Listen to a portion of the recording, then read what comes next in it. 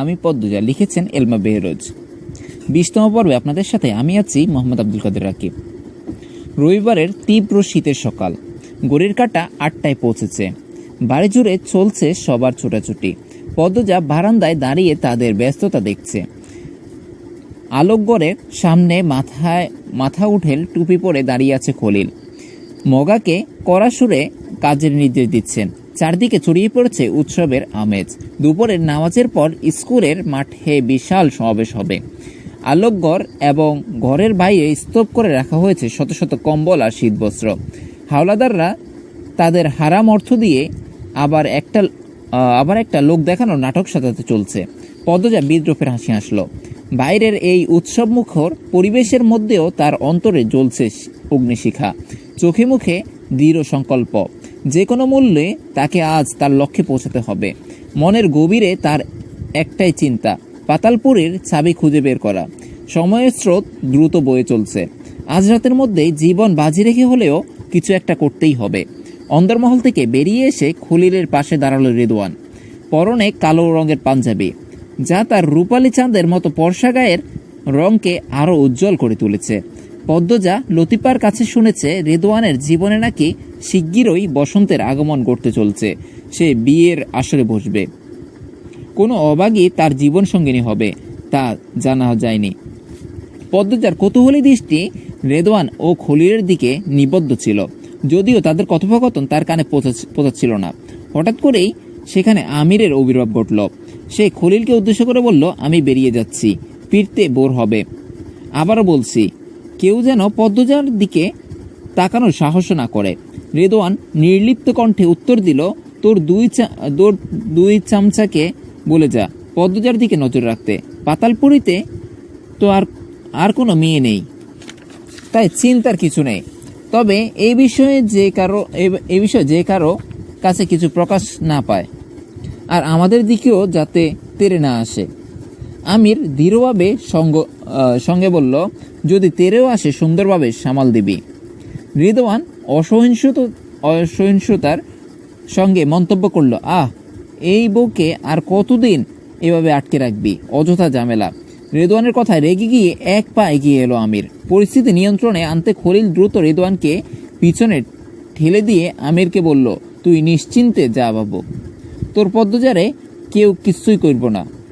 তীক্ষ্ণ দৃষ্টিতে রেদওয়ানের চোখে চোখ রেখে নীরব ভাষায় তাকে সতর্ক করে দিল আমির। তারপর দৃঢ় পদক্ষেপে সেখান থেকে সরে গেল। অন্দরমহলে প্রবেশের আগে তার চোখ আটকে গেল দ্বিতীয় তলার বারান্দায়। সেখানে দাঁড়িয়ে আছে পদ্মজা, তার মুখে বিষণ্ণতার ছাপ। মুহূর্তের জন্য আমিরের অন্তরে গহীন কিছু একটা নড়ে উঠল। সে দ্রুত দৃষ্টি ফিরিয়ে নিল, অন্দরমহলে ঢুকল। নিশ্চল হয়ে দাঁড়িয়ে রইল পদ্মজা। ঘরে ঢুকে শার্ট জ্যাকেট খুলে গোসলখানায় ঢুকে পড়ল আমির। দ্রুত রওনা দিতে হবে। হাতে সময় আছে বটে, তারপরেও সে আজই মেয়েগুলোকে সরিয়ে ফেলার সিদ্ধান্ত নিয়েছে। সে জানে পদ্মজা মেয়েদেরকে রক্ষা করার চেষ্টা করবে। তখন আবারও তাদের মুখোমুখি হতে হবে। 31টি মেয়ে জোগাড় হয়ে গেছে। এখন আর তাদের ধরে রাখার কোনো যুক্তি নেই। সরিয়ে ফেলাই উত্তম সিদ্ধান্ত। পদ্মজা দ্রুত পায়ে ঘরে প্রবেশ করলো। বিছানায় আমিরের শার্ট খুলে অনুমান করলো আমির গোসলখানায়। তৎক্ষণাৎ আমিরের শার্টের পকেট তল্লাশি করার চিন্তা খেলে গেল তার মাথায়। যদি কোনো চাবি পাওয়া যায়, সঙ্গে সঙ্গে সে কাজে নেমে পড়ল। ওদিকে চাবির কথা মনে পড়তে গোসলখানায় দরজা খুলল আমির। পদ্মজা তখন চোখে মুখে আনন্দের ঝিলিক নিয়ে দাঁড়িয়ে আছে, কেননা মাত্রই সে খুঁজে পেয়েছে চাবিটি। সেই দৃশ্য ধরা পড়ে গেল আমিরের চোখে। নিঃশব্দে দরজা বন্ধ করে দিল সে। পদ্মজার হাত থেকে চাবি কেড়ে নেওয়ার কোনো ইচ্ছেই জাগলো না তার মনে, কারণ সে জানে এই চাবি দিয়ে পদ্মজা আর কিছুই করতে পারবে না। পাতালপুরীতে গিয়ে সে কিছুই খুঁজে পাবে না। নিশ্চিন্তে মনে গোসল সেরে নিল আমির। চাবি হাতে নিয়ে রান্নাঘরে হাজির হলো পদ্মজা। সেখানে লতিফা, রিনু, আমিনা সহ আরো কয়েকজন রান্নায় ব্যস্ত। সমাবেশ শেষে আলাদা করে খাওয়া দাওয়ার ব্যবস্থা হবে, তারই প্রস্তুতি চলছে। খলিল হাওলাদারের 2 মেয়ে সাহারা আর শিরিন ও আসবে আজকে। পদ্মজা কাজ করার ভান করে লতিফার কাছে গিয়ে বসলো। তার দিকে তাকিয়ে হালকা হেসে আবার কাজে মন দিল লতিফা। কিছুক্ষণ পর পদ্মজা সুযোগ বুঝে লতিফাকে চুপিতেই বলল, উনি বেরিয়ে গেলে আমাকে বের হতে সাহায্য করো বুবু। চোখ বড় বড় করে তাকালো লতিফা। অস্ফুটে জিজ্ঞাসা করলো, কই যাইবা? পদ্মজা পিছনে তাকিয়ে দেখে আমিনা বাসন ধুচ্ছে। পাতালে যাব। হাত থেকে চামচ পড়ে গেল লতিফার। শব্দ শুনে সবাই ফিরে তাকালো সেদিকে।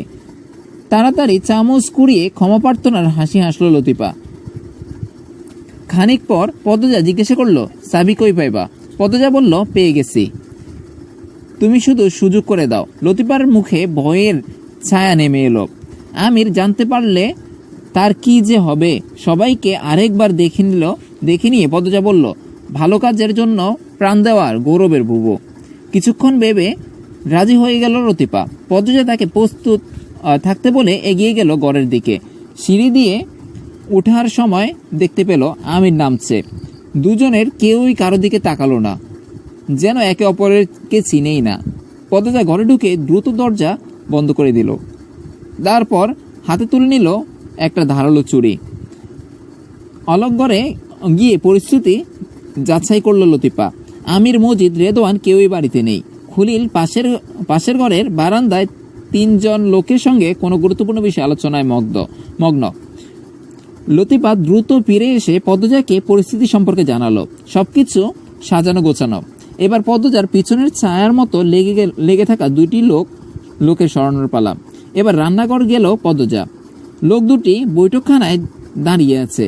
তাদের হাবভাব দেখে কেউ অনুমান করতে পারবে না যে ওরা নজরদারি করছে। পদ্মজা ইঙ্গিত করতেই লতিফা 2 জন লোককে উদ্দেশ্য করে বলল, আপনারা খাইবেন না? তারা সত্যি অনেকক্ষণ থেকে ক্ষুধার্ত। রান্নাঘর থেকে বেশি আসা গোশতের সুঘ্রাণে তাদের ক্ষুধা আরো বেড়ে গেল। দুজনে সম্মতি জানালো যে তারা খাবে। চোখের ইশারায় পদ্মজাকে বেরিয়ে যেতে বলে লতিফা খাবার পরিবেশন করলো। ক্ষুধার্ত 2 পাহারাদার কবজি ডুবিয়ে খেতে শুরু করলো। পদ্মজা বেরিয়ে পড়লো তাদের অলক্ষ্যে। চারপাশে সতর্কতার সঙ্গে নিরীক্ষণ করে সে দ্রুত জঙ্গলের দিকে এগিয়ে গেল। এই পথ তার পরিচিত, তাই পাতালপুরীর কাছে পৌঁছাতে বেশি সময় লাগলো না। আল্লাহর নাম স্মরণ করে পা রাখলো সে পাতালে। হাতের চাবিটা খুব সহজেই খুলে দিল দরজা। এক হাতে ছুরি শক্ত করে ধরে রাখছে পদ্মজা। অন্ধকারের চোখ ও শূন্য প্রতিধ্বনি নামক দরজার মাঝামাঝি এসে সে থমকে দাঁড়ালো। চারদিকে নিস্তব্ধতার বিরাজ করছে, কোথাও কোনো প্রাণের স্পন্দন নেই। সে যেখানে দাঁড়িয়ে আছে তার পাশের দেওয়ালে সে চাবুক ঝুলানো থাকতো একটা অদৃশ্য। পদ্মজা স্তব্ধ হয়ে কিছুক্ষণ দাঁড়িয়ে রইল। মেয়েগুলো কোথায়? জবাবটা আন্দাজ করতেই তার বুকে দরাস করে কিছু যেন আছড়ে পড়ল। দ্রুত অন্ধকারের চোখে প্রবেশ করলো সে। উন্মাদের মতো প্রতিটি ঘর খুঁজেও কোথাও কাউকে পেল না। ঘামে ভিজে গেল তার শরীর। চাবুক, ছুরি, রামদা, কুড়াল, কোথাও কিছু নেই। এখানেও অমানবিক কর্মকাণ্ড চলত। তার কোনো চিহ্নই অবশিষ্ট নেই। পদ্মজা শূন্য প্রতিধ্বনি পেরিয়ে সবকটি ঘর তন্ন তন্ন করে খুঁজলো, কেউ নেই। যেন সবকিছু বাতাসে মিলিয়ে গেছে।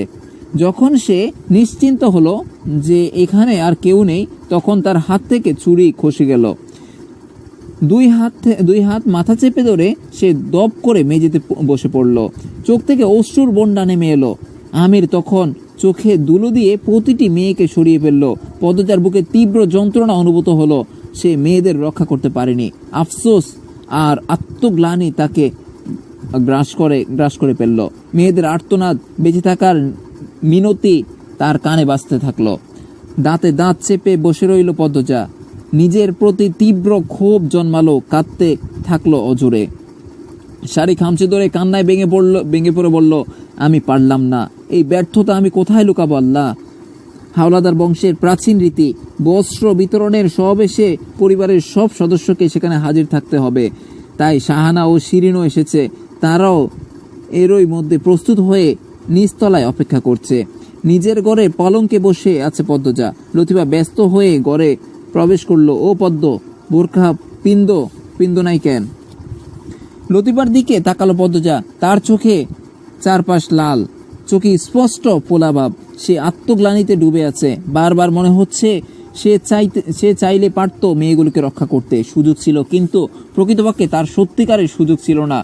প্রতিটি নিঃশ্বাস সাক্ষী, সে প্রতি মুহূর্তে মেয়েগুলোর কথা ভাবছে, আপ্রাণ চেষ্টা করছে, ভাবছিল আরও 2-3 দিন সময় আছে। আমির এত দ্রুত 31টি মেয়েকে নিয়ে ঢাকায় চলে যাবে তা কল্পনাও করেনি। করলেও অবশ্য কিছু করার ছিল না, কিন্তু এসব চিন্তা পদ্মজার মাথায় আসছে না। সে অবিরাম নিজেকে দোষারোপ করে চলছে। পদ্মজা এই অবস্থা দেখে উদ্বিগ্ন হয়ে পড়ল লতিফা। ধীরে ধীরে পদ্মজার কাছে গিয়ে কোমল স্বরে বলল, কি হইল পদ্ম, তোমার চেহারাটা এমন লাগতেছে কেন? কিছু কইবা আমারে? পদ্মজা নীরব চোখে জমে থাকা অশ্রু বেরিয়ে আসতে চাইলেও সে নিজেকে সামলে নিল। একটু পরে ধীরে ধীরে বলল, কিছু না বুবু। লতিফা বুঝতে পারল পদ্মজা কোনো কারণে ভেঙে পড়েছে, কিন্তু সময়ের স্বল্পতা তাকে তাড়া দিল। সে আবার বলল, আইয়ো তাড়াতাড়ি বোরকা পিন্দ, সবাই খাড়াইয়া আছে। রিদওয়ান ঘরে প্রবেশ করে উচ্চস্বরে জানতে চাইল পদ্মজার প্রস্তুতির অবস্থা। তাদের বের হওয়ার সময় হয়ে এসেছে। পদ্মজার মনে হঠাৎ ভাবনা এলো, আমির হয়তো মেয়েদের আজ রাতে গোডাউন বা অফিসে রাখতে পারে, অথবা বাড়িতে। এর মধ্যে যদি কিছু করা যেত, কিন্তু কার সাহায্য নেওয়া যায়? ঢাকায় তার কে আছে? মুহূর্তে লিখনের নাম চলে এলো মনে। লিখন চাইলে নিঃসন্দেহে আমিরকে থামাতে পারবে, কিন্তু তাকে আমিরের সম্পর্কে সবকিছু জেনে যাবে, পুলিশের সাহায্যও নেবে, আমির ধরা পড়বে। এই ভাবনায় কেঁপে উঠল পদ্মজার অন্তর। আবেগ সামলাতে গিলে ফেলল একটা চাপা দীর্ঘশ্বাস। মনে মনে তীব্র ব্যথা নিয়ে বিদায় জানালো প্রিয় স্বামীকে। এখন লিখনও একমাত্র ভরসা। শুনছে শুটিং এখনো চলছে। পদ্মজা মনস্থির করল, যেভাবেই হোক লিখনের সঙ্গে আজ যোগাযোগ করবে সে। রেদওয়ানের সঙ্গে জ্বলন্ত দৃষ্টি নিক্ষেপ করে জবাব দিল, আসছি। তাড়াতাড়ি তাকাতে দিয়ে বেরিয়ে গেল রেদওয়ান। সেদিকে তাকিয়ে পদ্মজা ভিড় করে উচ্চারণ করল, বেজন্মা। তারপর দ্রুত বোরকা ও নেকাব পরে নিল। এই ছিল আমাদের আজকের পর্ব। পরবর্তী পর্বগুলো পেতে অবশ্যই চোখ রাখুন আমাদের স্বপ্ন ডায়েরি ইউটিউব চ্যানেলটিতে। সেই পর্যন্ত ভালো থাকবেন, সুস্থ থাকবেন। আসসালামু আলাইকুম ওয়া রাহমাতুল্লাহি ওয়া বারাকাতুহু।